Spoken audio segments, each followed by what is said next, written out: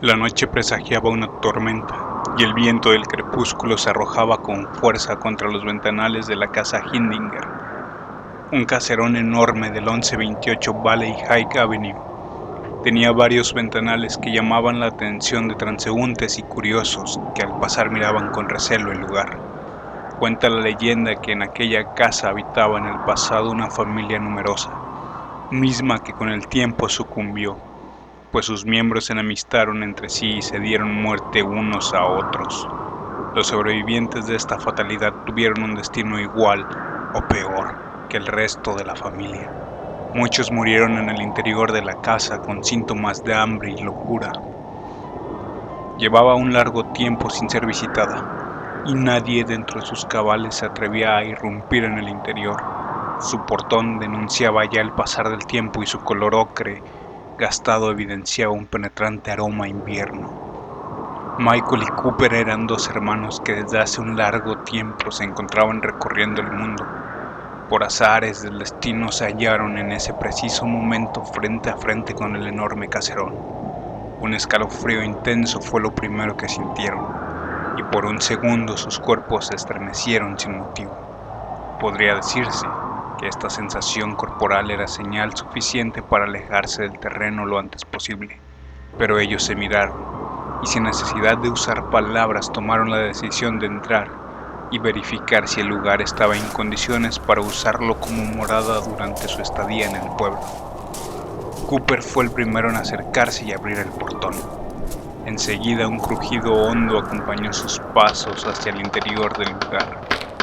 Reinaba la oscuridad más espesa que hayan presenciado y apenas lograban vislumbrar los restos de lo que parecía ser un largo mesón que llevaba encima platería y utensilios perfectamente ubicados.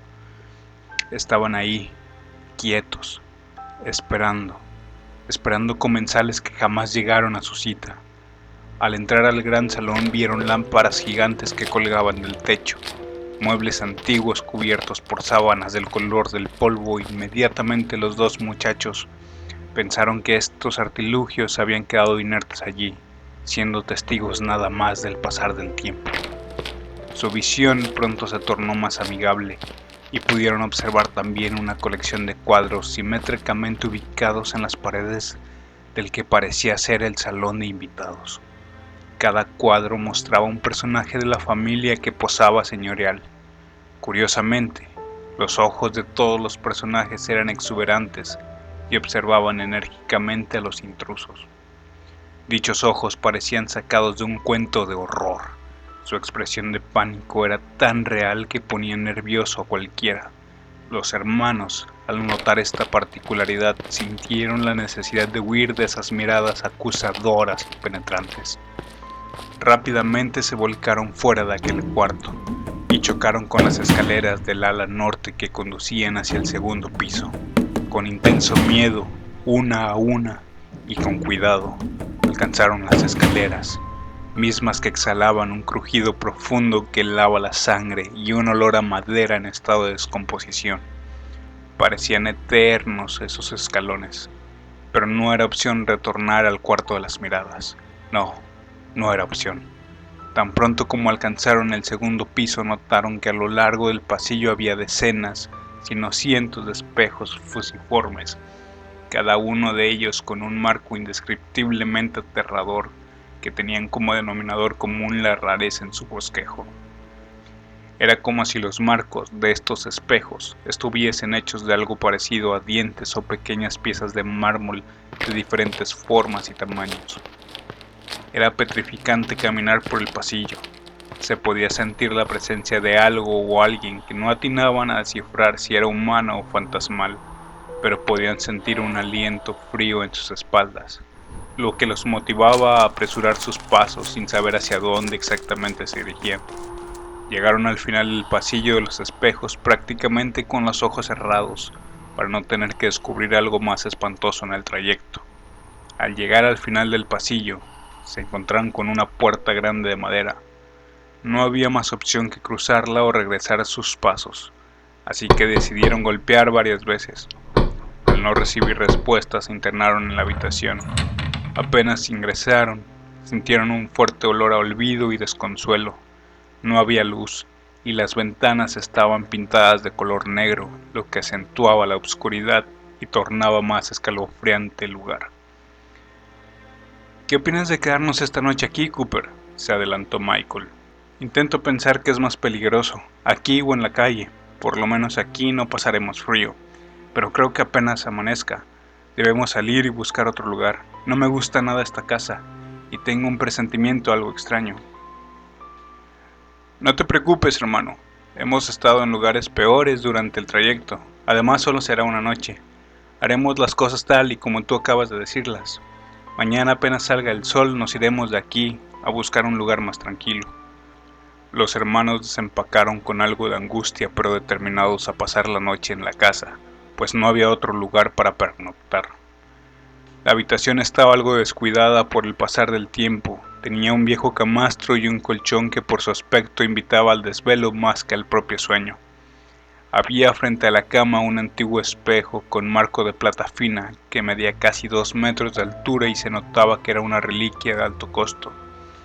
Un crucifijo desgastado y una silla antigua terminaban por acentuar el ambiente lúgubre del lugar.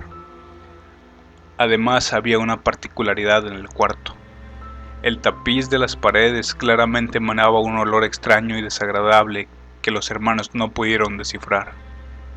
Siendo otras las circunstancias, Michael, que era de naturaleza hambrienta, hubiera sin vacilaciones visitado la cocina para verificar qué viandas podría tomar para él y su hermano, pues habían comido por última vez hace algo más de 7 horas, pero la simple idea de pasar por el pasillo de los espejos, las escaleras crujientes y el gran salón de las miradas hacía que su estómago disimule el vacío y se olvidase del hambre. Así que resolvieron que mientras más rápido conciliaran el sueño, más rápido amanecería y podrían salir de allí. Se recostaron uno junto al otro en el camastro. Al poco rato ya habían casi conciliado el sueño. Cooper fue el primero en caer rendido. Por el contrario, Michael se quedó un momento más subido en cavilaciones hasta que después de un instante empezó a sentir el peso en sus párpados y se sumía en un sopor espeso que parecía tenerlo atado al filo de los dos mundos. De repente, Michael sintió el peso de una mano en su garganta. Esta mano presionaba con fuerza arrolladora intentando estrangularlo sin piedad. Él quiso gritar, pero era un intento inútil pues su voz estaba silenciada y no podía articular palabra alguna. Intentó moverse para alertar a su hermano de lo que sucedía, pero tampoco tuvo buen resultado. Una sensación de asfixia lo abrazaba con fuerza y la desesperación era cada vez más aguda. Reunió todas sus fuerzas, que acompañadas por el miedo más atroz ayudaron a que pudiera mover unos milímetros su cuerpo y despertar a su hermano, que de un golpe abrió los ojos y desesperado acudió a su auxilio. ¿Qué está pasando, Michael? Sentí un golpe en el costado que me ha despertado de golpe. Con voz alterada, Michael respondió. Alguien ha tratado de estrangularme, Cooper. ¿Acaso no lo has visto? Vámonos de inmediato a este lugar. No pienso estar aquí ni un segundo más. Se quedaron pasmados un momento. El silencio era tan profundo que podían escuchar una especie de respiración cercana y hasta podían sentir una mirada fija que los vigilaba. Parecía haber alguien patrullando desde las paredes de aquella tenebrosa casa. Se miraron algo arrepentidos de haber ingresado allí sin permiso. Todo lo que ocurría era tan extraño y los hermanos no lograban entender ni asimilar lo que vivían. Nos hubiéramos quedado en la plaza o hubiéramos buscado algún alojamiento modesto para pasar la noche, Cooper. Aquí solo estamos tú y yo, Michael, dijo Cooper intentando hacer caso omiso a todo lo que se sentía en esa habitación. Mejor regresa a dormir, que has tenido una pesadilla nada más. Debe ser producto del cansancio o del hambre. Nuestros cuerpos empiezan a confundirse. Te aseguro que si intentas dormir, una vez más no volverá a pasar. Y apenas comience a amanecer nos iremos de aquí. Está bien, hermano, respondió Michael con voz entrecortada y temblando de pies a cabeza. Voy a hacerte caso, pero si algo vuelve a ocurrir nos vamos de inmediato. Tengo una corazonada que me dice que debemos salir cuanto antes de este lugar. Minutos después, los dos hermanos regresaron al lecho y se dispusieron a retomar el sueño. Una vez más Cooper fue el primero en lograr el cometido, y después haría lo mismo su hermano. Pasaron varios minutos cuando una vez más aparecía esa sensación de ahorcamiento, pero en esta ocasión le sucedía a Cooper, quien de igual manera y desesperado intentó articular movimientos sin resultado, y debiendo reclutar todas sus fuerzas logró gritar y pedir el socorro a su hermano. Los dos jóvenes estaban estupefactos con lo ocurrido, e inmediatamente Michael se levantó del camastro, corrió a ciegas hasta alcanzar la puerta de la habitación, y en ese momento se percató que el portón solo tenía una cerradura por la parte de afuera. ¡Diablos! ¡Diablos! Está cerrada. ¿Pero qué está pasando aquí? Acto seguido el muchacho golpeó y golpeó la puerta sin respuesta hasta que tuvo que detenerse después de varios minutos de lucha. Esa sensación de inseguridad y claustro empezó a desesperar a los hermanos, quienes no entendían qué ocurría. El cansancio se apoderaba de sus cuerpos, no habían probado bocado y con el pasar de las horas su mente empezaba a confabular con sus sentidos, con sus miedos, con su desesperación. Empezaron a formarse en sus mentes infinitas teorías de lo que estaba sucediendo.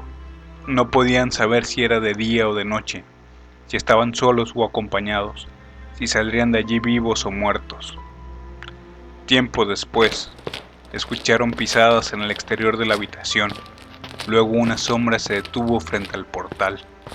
Al percatarse de esta presencia, Michael y Cooper desesperados empezaron a gritar pidiendo ayuda, pero las súplicas de los hermanos eran ignoradas en su totalidad.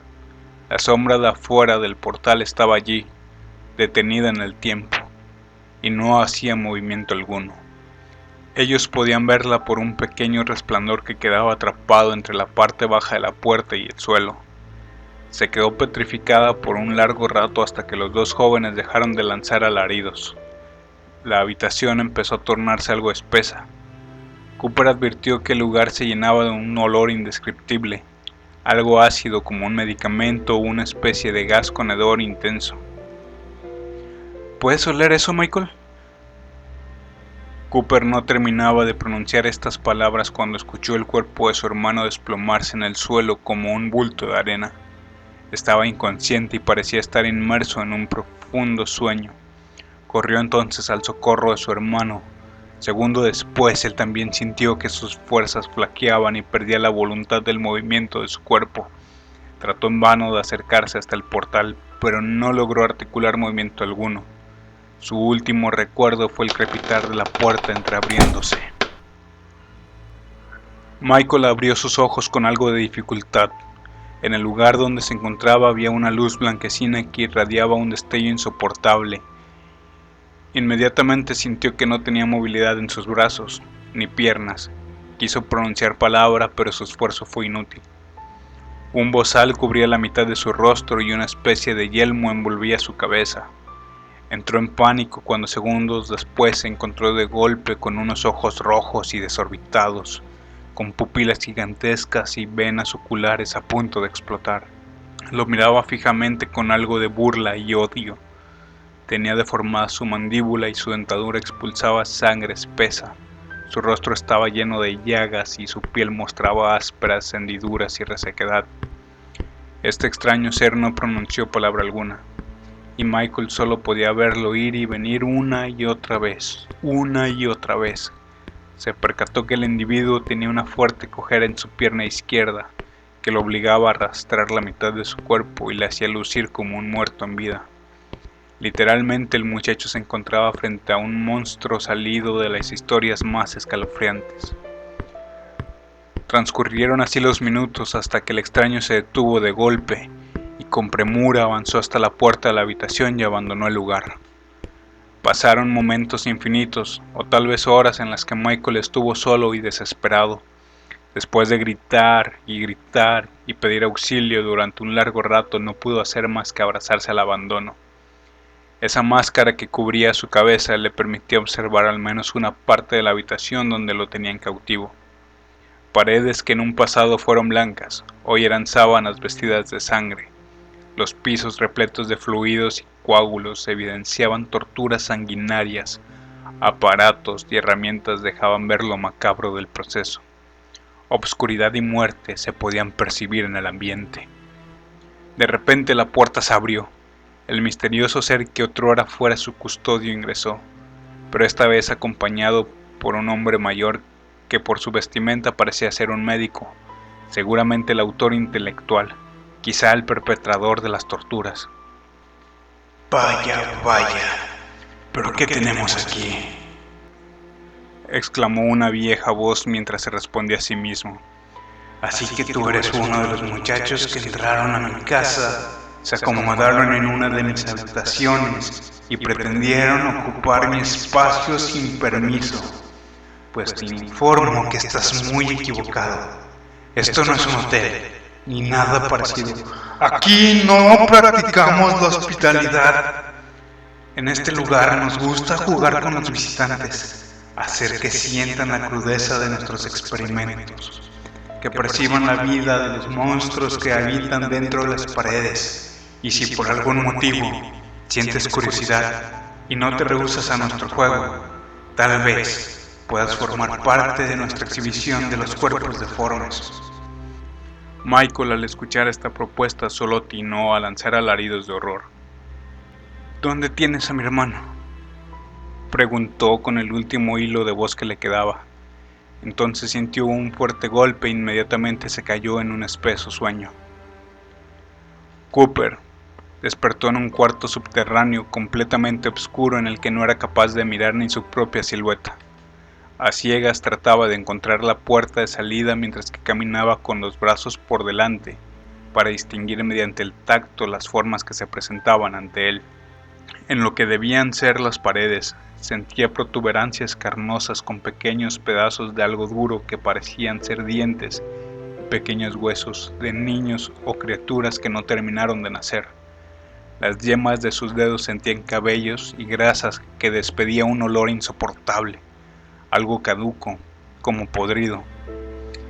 Dio un paso hacia atrás con algo de repugnancia y de terror. Sin sospecharlo, de golpe chocó con un cuerpo que al contacto no movió músculo alguno. Cooper con el impacto cayó de bruces y el pánico le impidió ponerse de pie una vez más. Se oyeron pasos, unos aletargados y otros más vivaces.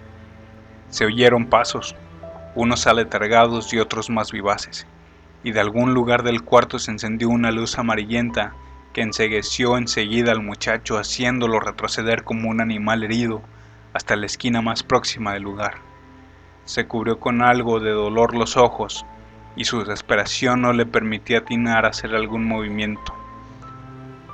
Poco a poco fue recobrando la visión, y lo primero que pudo observar fue al anciano y su fiel acompañante, quienes permanecieron impávidos en el interior de la habitación. ¿Quiénes son ustedes?, preguntó de inmediato Cooper. La pregunta correcta es: ¿quién eres tú y por qué irrumpiste en mi morada?, respondió el anciano de manera cortante mientras se acercaba al cuerpo indefenso del joven. Lo único que queríamos era pasar la noche bajo un techo, y por la mañana continuar nuestro camino. No hemos venido a causar problemas o dañar a alguien, somos buenas personas. ¡Silencio!, dijo el anciano con voz dictatorial. Eso lo decido yo, y a mi parecer, ustedes no merecen mi piedad.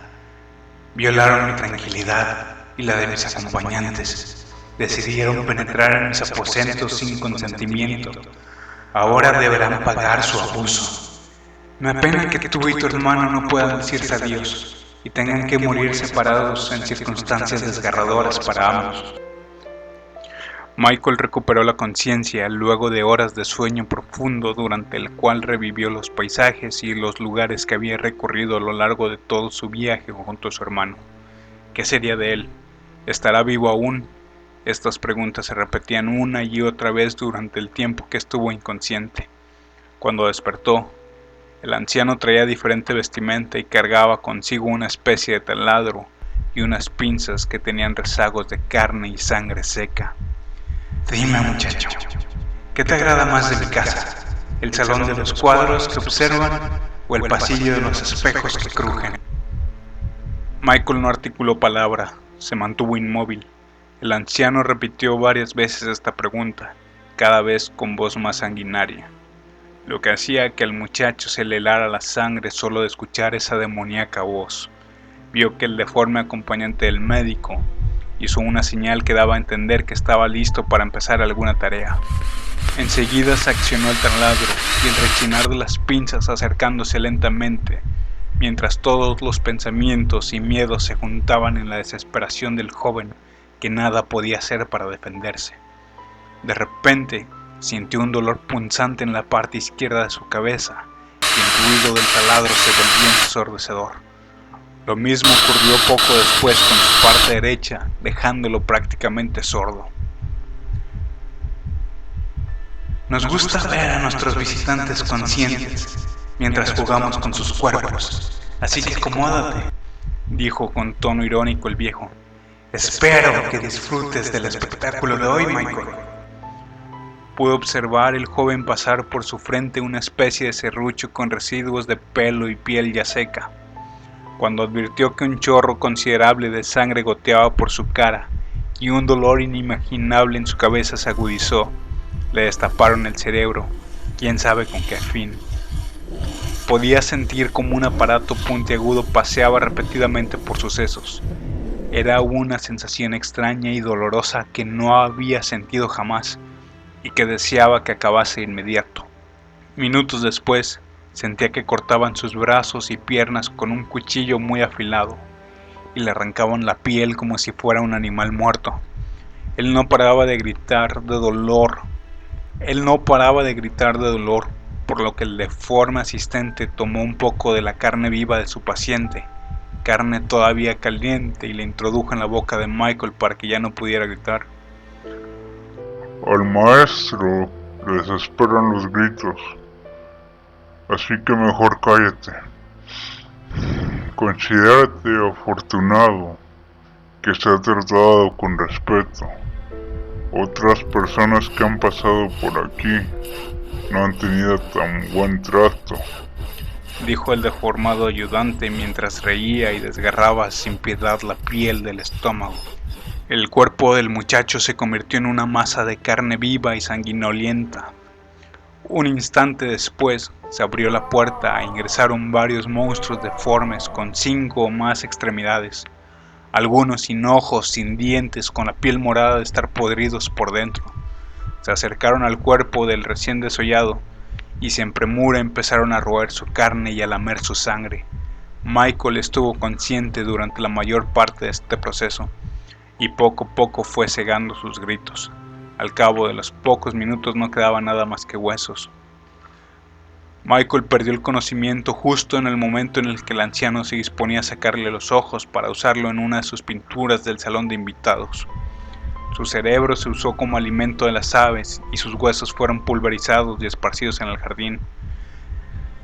Aquí podrás vivir para siempre como invitado, dijo el anciano mientras reía estrepitosamente. A Cooper lo arrastraron por un extenso pasillo atado de pies y manos, con los ojos cubiertos por vendas malolientes que le recordaban el olor de la carne podrida. Lo mantuvieron así hasta llegar a una especie de quirófano que parecía estar fuera de servicio durante varias décadas.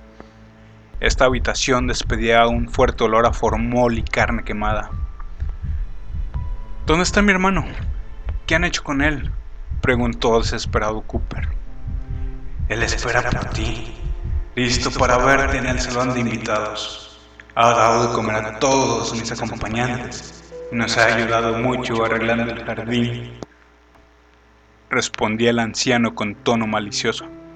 ¿A dónde me llevan? ¿Qué quieren de mí? Pronto lo sabrás.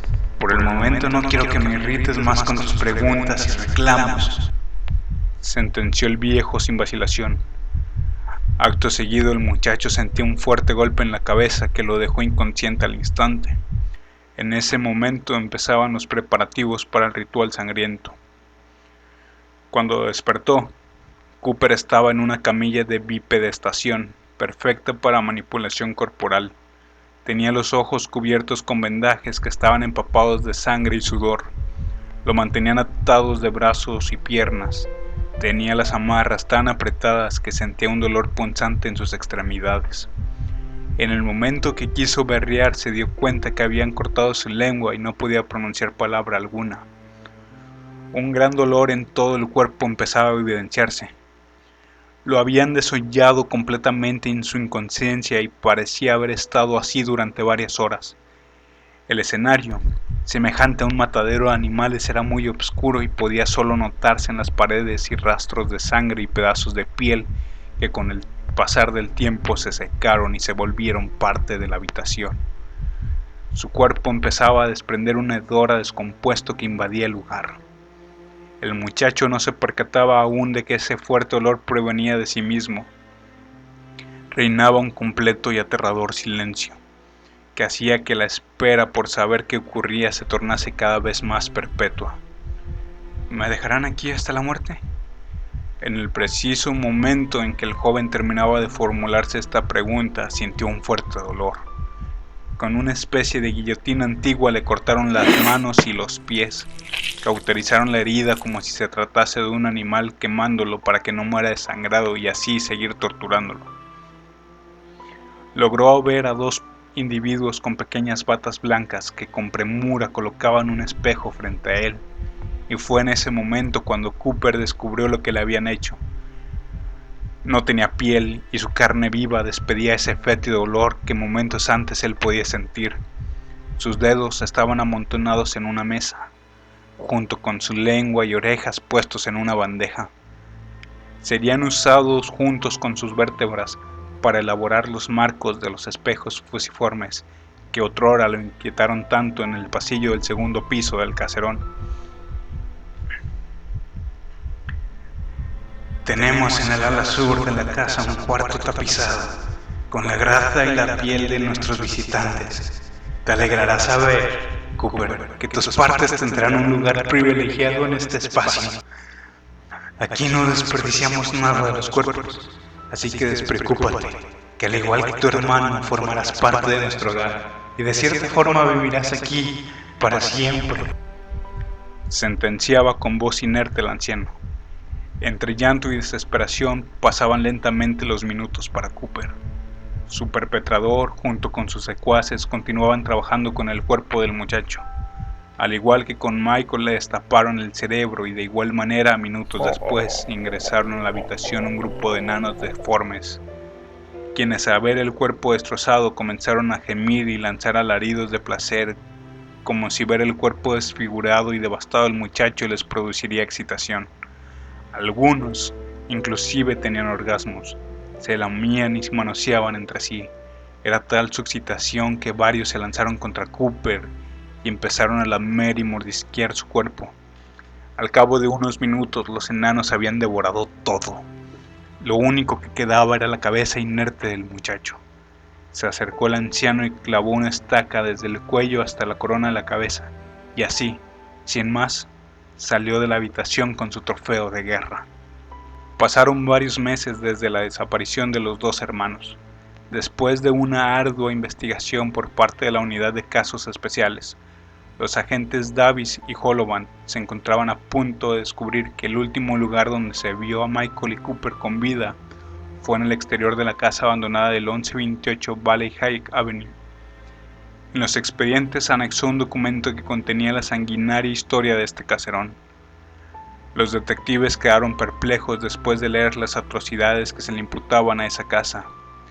Lo que más les sorprendía era que todos los supuestos crímenes que se llevaban a cabo en este lugar no tenían a personas como responsables. Cada testimonio y cada historia que se contaba tenía como responsable a la casa en sí. Más de 20 desapariciones en los últimos 3 años dictaban las estadísticas. El domicilio estaba habitado hace ya varios años por un anciano descendiente de los primeros propietarios y que por una cuestión de longevidad terminó por heredar la casa. El viejo de nombre Aldous Hindinger había ejercido su profesión de médico hacía varias décadas, siendo uno de los pioneros en la rama de la cirugía reconstructiva, ganador de varios galardones y reconocimientos por los aportes tecnológicos que dejó la medicina de la época, convirtiéndose en uno de los médicos más respetados del país. Luego se le acusaría varias veces de negligencia y malas prácticas en su oficio. Entonces el doctor desapareció sin dejar rastro alguno. Si acaso alguien sabía algo de él, hacían inmediatamente referencia con el caserón, donde en la antigüedad residiera su familia. La casa parecía abandonada desde hace muchos años, pero lo que nadie sabía era que detrás de las paredes existía un mundo perverso e inimaginable en el que el doctor Hindinger realizaba innumerables experimentos con los cuerpos de los vagabundos, ebrios e indeseables del pueblo. En las noches, él, en compañía de Arthur, su asistente, secuestraban y golpeaban a estos seres de la noche que no tenían valor alguno. Lo hacían obviamente contra su voluntad, aprovechando la ebriedad o el grado de intoxicación de estos parias. Descuartizaban a unos para colocar sus partes en los otros. Removían partes del cerebro para alterar las condiciones de sus acompañantes, como él los llamaba. A ellos no los mataba. Los mantenía vivos el tiempo que duraran y a cambio les permitía comer la carne de los que entraban al caserón y no lograban salir jamás. Había dispuesto varias habitaciones con temática de terror donde por ejemplo usaban como alfombras el cabello de sus víctimas o se usaba la sangre como pintura para las paredes. Existían varios testimonios de personas que aseguraban escuchar gritos desgarradores provenientes del interior. Escuchaban también risas socarronas que denotaban perversidad en su tono. Los agentes Davis y Holoban llegaron al pueblo en un día soleado, exactamente el 16 de noviembre de 1986. Se pararon frente a la imponente edificación de la familia Hindinger con la esperanza de recabar todas las pruebas que permitieran llegar de una vez por todas al meollo de este misterio, que con el pasar de los años se había convertido en un mito sangriento cada vez más popular. Existían varios casos de personas que llegaban al pueblo solo para conocer este caserón y que después de estas visitas no se volvía a saber de ellos. Holoban fue el primero en tocar el portón del jardín varias veces sin obtener respuesta alguna. Ante esta negativa, los agentes decidieron ingresar a la propiedad. Llamó su atención que el jardín presentaba una especie de polvo blanco entre sus árboles y plantas. Atravesaron el vergel y se toparon de frente con el portón color ocre invierno. Intentaron una vez más llamar a la puerta, pero nadie salió a su encuentro. Se miraron con complicidad, desenfundaron sus armas y decidieron ingresar al interior del lugar, sin saber que esa sería su última noche en el pueblo. No se supo más de los detectives, y la leyenda de la casa del 1128 Valley High Avenue se tornó cada vez más espeluznante. Los detectives Davis y Holoban, al igual que los hermanos Michael y Cooper, además quién sabe cuántas personas más, formaban parte ya de la decoración del lugar. Nunca hubo una resolución en este caso, y hasta el día de hoy todo aquel que se atreve a ingresar a esta residencia no vuelve a ver la luz.